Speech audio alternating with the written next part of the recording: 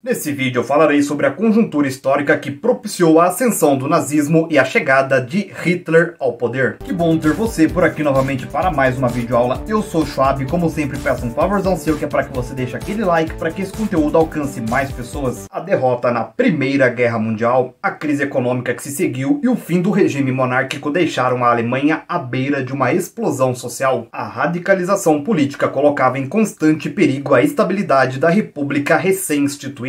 O futuro era incerto. A crise gerada pela guerra exacerbou o nacionalismo e o pangermanismo da elite militar e dos grupos dominantes, mas estimulou também a difusão dos ideais socialistas entre o proletariado urbano. Sindicatos ligados ao Partido Social Democrata Socialista se fortaleciam. As posições políticas no país se polarizavam. Em 1916, socialistas mais radicais, liderados por Karl Liebknecht e Rosa Luxemburgo, formaram o Grupo Spartacus. Mais tarde deu origem ao Partido Comunista, cujos integrantes eram chamados de espartaquistas. Proclamada a República em novembro de 1918, formou-se um governo provisório sob a presidência de Friedrich Ebert, do Partido Social Democrata, que era de tendência moderada. Ao mesmo tempo, sob a influência da Revolução Russa, começaram a surgir conselhos de operários, soldados e marinheiros. Em dezembro de 1918, Liebknecht e Rosa Luxemburgo participaram de um levante armado contra o governo. Os espartaquistas tomaram Berlim com a ajuda de soldados e marinheiros amotinados. O governo, contudo, dominou a insurreição. Liebknecht e Rosa Luxemburgo foram presos e executados, e os focos espartaquistas foram sufocados. Em janeiro de 1919, foi eleita uma Assembleia Constituinte que se instalou na pequena cidade de Weimar. Por essa razão, o período é conhecido como República de Weimar. A Constituição por ela aprovada criou uma república parlamentarista de tipo liberal, mas as dificuldades econômicas ampliaram as tensões políticas. O Tratado de Versalhes havia imposto à Alemanha pesadas sanções, dificultando sua recuperação econômica. O governo tentou equilibrar as finanças emitindo dinheiro. Com isso, a moeda alemã passou a desvalorizar rapidamente. O salário variava no curso do dia. Para comprar um maço de cigarros era preciso um carrinho de mão cheio de marcos. Apesar da crise, entre 1924 e 1929, a Alemanha passou por uma fase relativamente estável graças à criação de uma nova moeda, que foi o Rentenmark, que valia 4,2 dólares, e a entrada de capitais ingleses e norte-americanos.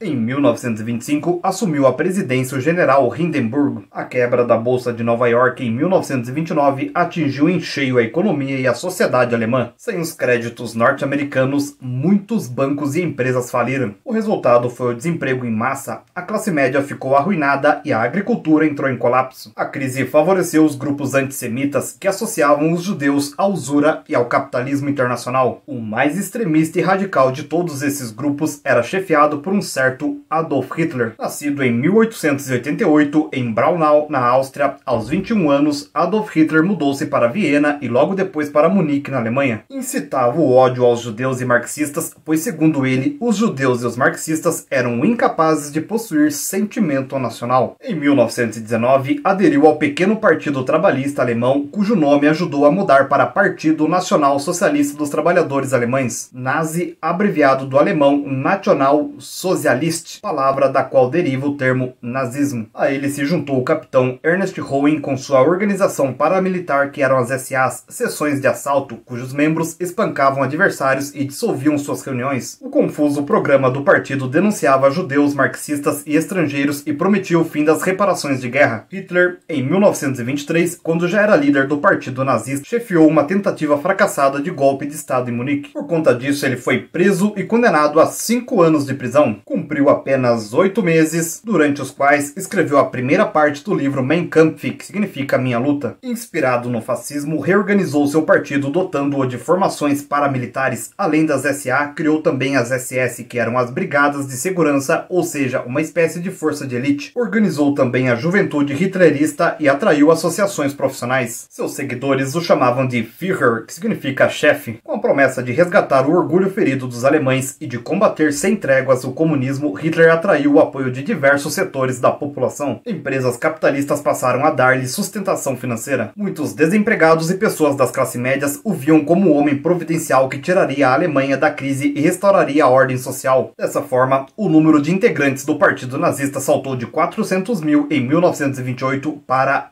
1,5 milhão em 1930. Eleitoralmente, ele passou de 2,3% dos votos para 18,3%. Nas eleições legislativas de 1932, os nazistas obtiveram 37,3% dos votos, elegendo 230 deputados, o que significava a maior representação do parlamento. Nas eleições presidenciais, o Marechal Hindenburg foi reeleito com 19 milhões de votos, mas Hitler, que também era candidato, obteve 13 milhões. Em janeiro de 1933, o presidente Hindenburg nomeou Hitler chanceler, isto é, primeiro-ministro. Os grandes empresários e os conservadores monarquistas achavam que conseguiriam manobrá-lo. Os comunistas poderiam ter evitado a chegada de Hitler ao poder caso tivessem se aliado aos social-democratas, com os quais obteriam maioria no parlamento, mas achavam que Hitler cairia logo e que depois dele seria sua vez de assumir o poder. Em apenas 23 meses, numa sucessão de golpes de força, atos ilegais e assassinatos, Hitler instalou sua ditadura pessoal, dissolveu o parlamento e convocou novas eleições. Em 27 de fevereiro de 1933, os nazistas incendiaram o parlamento e culparam os comunistas, muitos dos quais foram presos. A pena de morte foi restabelecida e as garantias individuais foram suspensas. Em março de 1933, Hitler obteve plenos poderes, suprimiu os partidos políticos, menos o nazista, extinguiu a liberdade de imprensa e passou a adotar medidas antissemitas cada vez mais duras. O envolvimento de Hitler com os grandes monopólios contrariava o programa original do partido nazista. Descontente com isso, Ernst Röhm, que era o chefe das SA, planejou um golpe contra o Führer. Descoberto o plano, em junho de 1934, as SS, que eram leais a Hitler, massacraram cerca de 3 mil integrantes das SA. O episódio ficou conhecido como a Noite dos Longos Punhais. Outros opositores foram juntar-se a comunistas e judeus em campos de concentração recém-abertos, como Dachau e Buchenwald. Com a morte de Hindenburg em 1934, Hitler passou a acumular as funções de chanceler e presidente. Tinha início o Terceiro Reich, ou Terceiro Império. Com o início do Terceiro Reich, a bandeira do partido nazista com a suástica passou a ser a da Alemanha. Os membros do partido ocuparam todos os cargos da administração e a vida política reduziu-se a manifestações anuais do nazismo em congressos realizados em Nuremberg. O parlamento, que era todo nazista, reunia-se conforme a vontade de Hitler. O partido nazista mantinha a população sob total vigilância, enquanto a propaganda, que era conduzida pelo ministro Joseph Goebbels,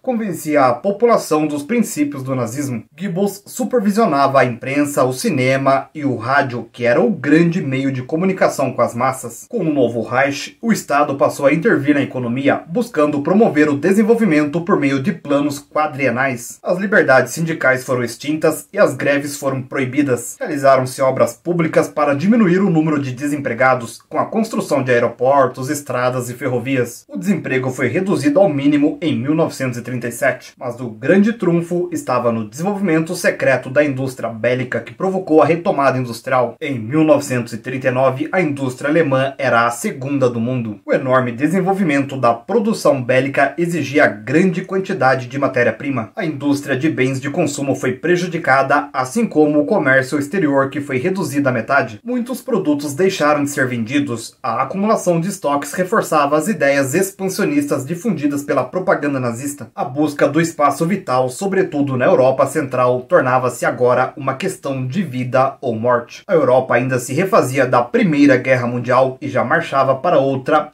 ainda mais destrutiva. A ascensão do nazismo representou um grande genocídio. Os judeus foram duramente perseguidos. Pelas leis de Nuremberg de 1935, perderam os direitos civis. Seu acesso a lugares públicos ficou proibido. O casamento de arianos com judeus passou a ser punido como crime de profanação racial. Em 1938, foram proibidos de deixar o país. Mais tarde, já durante a Segunda Guerra Mundial, o regime nazista empreendeu ação sistemática de extermínio dos judeus nas regiões ocupadas pelos alemães. Chamaram a isso de Solução Final. Cerca de 6 milhões de judeus foram mortos em campos de concentração. Outros grupos, como ciganos e homossexuais, além de comunistas, também foram exterminados. No próximo vídeo eu falarei sobre a Segunda República, as rebeliões tenentistas e os impactos da grande crise de 1929 no Brasil. Aproveite esse momento e já se inscreva no canal para receber conteúdos como esse em primeira mão. Me segue também nas outras redes sociais que estão aparecendo na tela, pois eu estarei postando conteúdos por lá que irão complementar os conteúdos aqui do canal. comente alguma dúvida que tenha ficado. Espero do fundo do coração ter contribuído para a sua aquisição de mais conhecimentos. Um grande abraço e tchau, tchau.